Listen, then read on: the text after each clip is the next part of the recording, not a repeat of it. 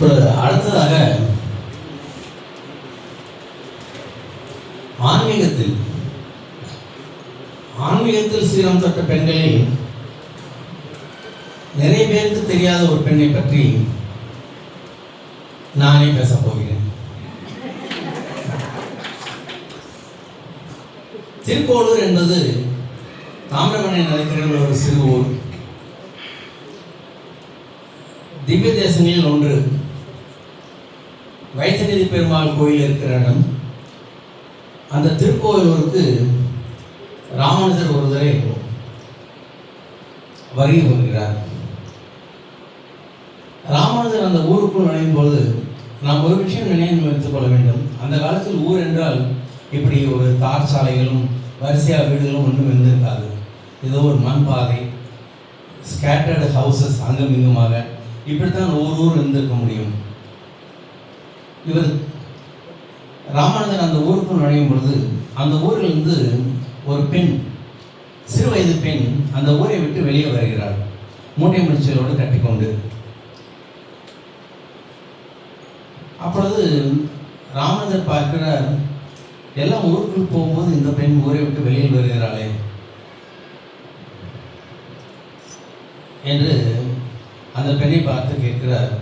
என்னம்மா, ஆழ்வாரை ஒரு திருவாய்மொழியில் ஒரு ஆழ்வார் சொல்கிறார், அந்த திருக்கோளூரை பற்றி, உண்ணும் சோறு பருகு நீர் தின்னும் வெற்றிலையெல்லாம் கண்ணன் எம்பெருமான் என்றென்றே கண்கள் நீர்மல்கி மண்ணினுள் அவன் சீர்வளம் மிக்க அவன் ஊர் வினவே தின்னம் என் இளமான் புகும் ஊர் திருக்கோளூரே என்று சொல்கிறாரே ஆழ்வார். அதுவும் இளமான் என்றால் இளம் பெண் புகும் ஊர் திருக்கோளூர் என்கிறாரே. ஆனால் எனது திருக்கோளூரை விட்டு வெளியே செல்கிறாயே, என்ன காரணம் என்று கேட்கிறார். அப்பொழுது அந்த பெண், அந்த வெளியே செல்லும் ஊரிலிருந்து வெளியே செல்லும் பெண், நான் ஞானமற்றவள், நான் எங்கிருந்தால் என்ன, எங்கு சென்றால் என்ன, நான் ஒரு முயல் புழுக்கை, அந்த முயல் புழுக்கை மேட்டில் இருந்தால் என்ன, வயலில் இருந்தால் என்ன, பயிருக்கு உபயோகமாக போவதில்லை, நான் வெறும் முயல் புழுக்கை போன்றவள் தான் என்று சொல்லும் பொழுது அவள் சில உதாரணங்களை கூறுகிறாள். அடியார்கள், வைஷ்ணவ அடியார்கள்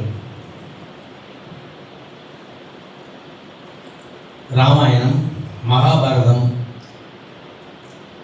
திவ்ய பிரபந்தம் இப்படி பலவற்றில் இருந்து வைஷ்ணவ பிரியார்களை எடுத்து கூறி அவர்களைப் போல் நான் செய்தானா, அவர்களைப் போல் நான் செய்தானா என்று ஆரம்பிக்கிறார்.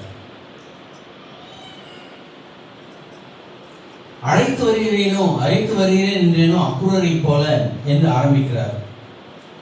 அக்ரூரை பற்றி அனைவருக்கும் தெரியும். மகாபாரதத்தில் வரும் ஒரு பாத்திரம். பாவத்தில் வருகிறார். அகல் ஒழித்து விட்டேனோ விதுரரை போல என்று ஆரம்பித்து 81 பேரை பற்றி பேசுகிறார் அந்த பெண்மணி. ராமானுஜர் ஆச்சரியப்பட்டு போகிறார்.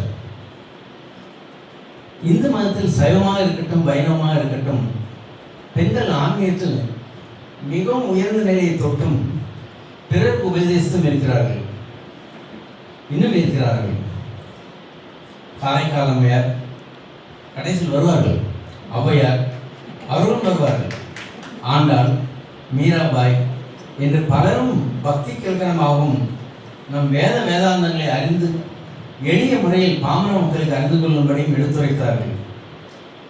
சமுதாயத்துக்கு வெறும் சேவைகள் செய்துள்ளார்கள்.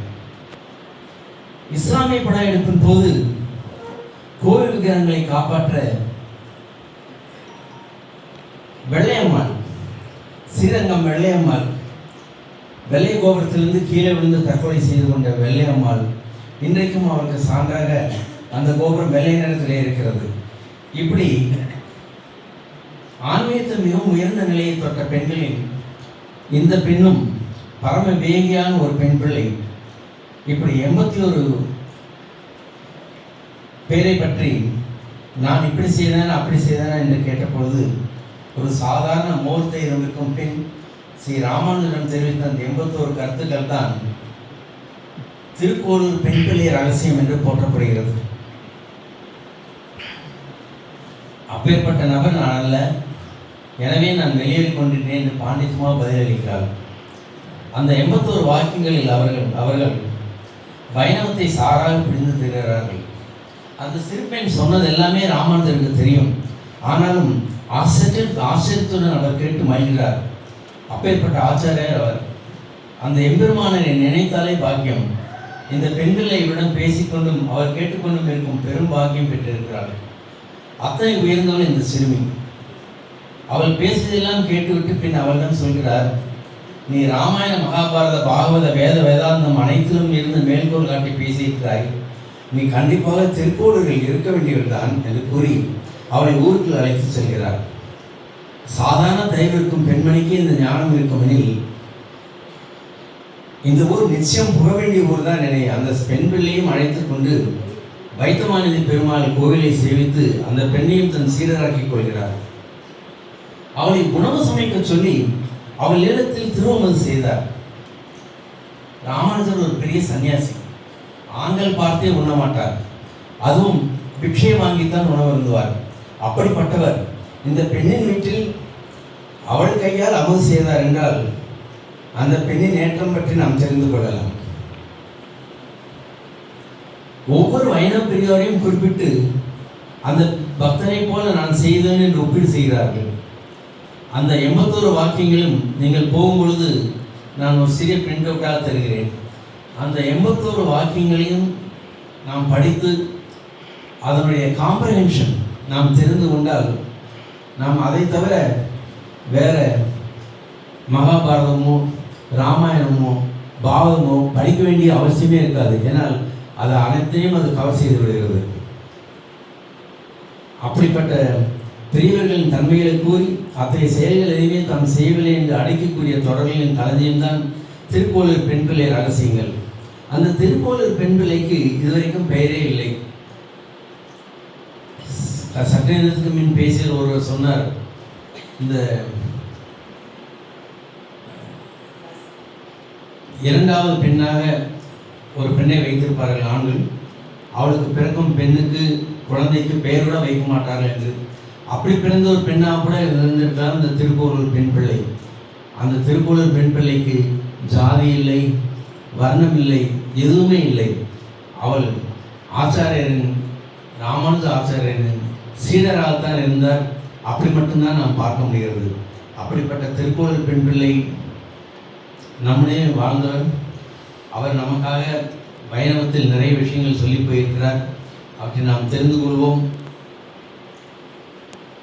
வாழ்க வைஷ்ணவம்.